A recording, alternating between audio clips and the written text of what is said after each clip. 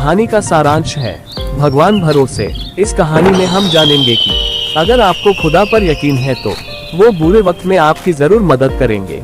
अगर आप मेरे चैनल पर नए हैं तो प्लीज चैनल को सब्सक्राइब करें और बेल आइकॉन दबाना न भूलें। चलिए शुरू करते हैं।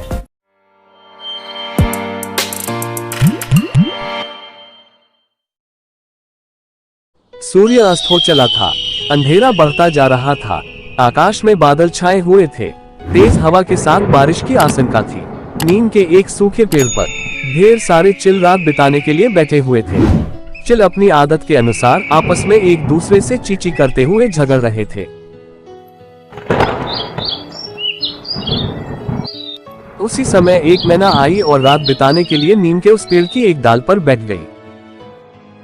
मैना को देखकर सभी चिल उसकी ओर गुस्से से देखने लगे। बेचारी मैना सहम गई, डरते हुए बोली, अंधेरा हो गया है, आसमान में बादल छाए हुए हैं, किसी भी समय पानी बरस सकती है।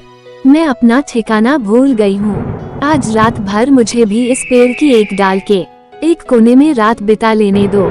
चिल भला कब छोटी चिड़ियों की बात मानते। उन्होंने कहा, यह नहीं हो सकता, यह पेड़ हमारा है, तुम इस पेड़ पर नहीं बैठ सकती हो, भागो यहाँ से।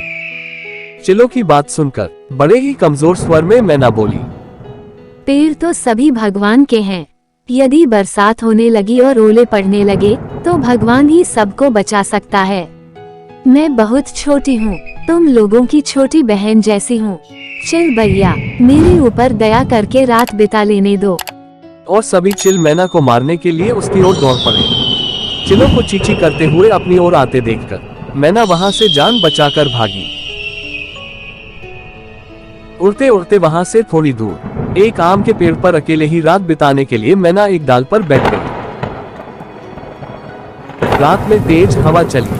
कुछ देर बाद बादल बरसने लगे और इसके साथ ही बड़े बड़े ओले भी पड़ने लगे।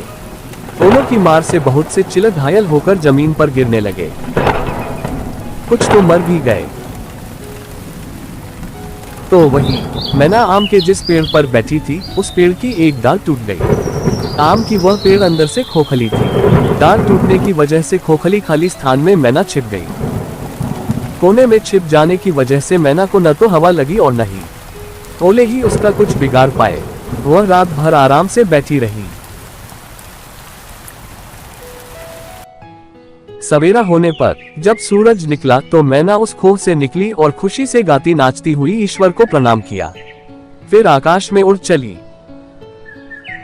मैना को आराम से उड़ते हुए देखकर जमीन पर पड़े घायल चिलों ने पूछा, अरे मैना बहन, तुम रात को कहाँ थी?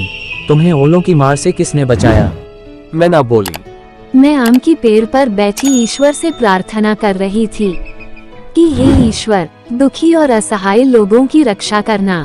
उसने मेरी प्रार्थना सुन ली और उसी ने मेरी भी रक्षा की। मैना फिर बोली, सभी चिल भाइयों सुनो, भगवान ने केवल मेरी रक्षा ही नहीं की, वह तो जो भी उस पर विश्वास करता है और उसकी प्रार्थना करता है, उसे याद करता है तथा भरोसा करता है, ईश्वर उसकी रक्षा अवश्य ही करता है और कठिन समय में उसे बचाता भी है। इस कहानी से हमें ये सीख मिलती है कि कितना भी कठिन वक्त क्यों ना हो, भगवान या अल्लाह या ईश्वर उन सभी मनुष्य या जानवर को मुसीबत से निकालता है जो उन पर यकीन रखता है।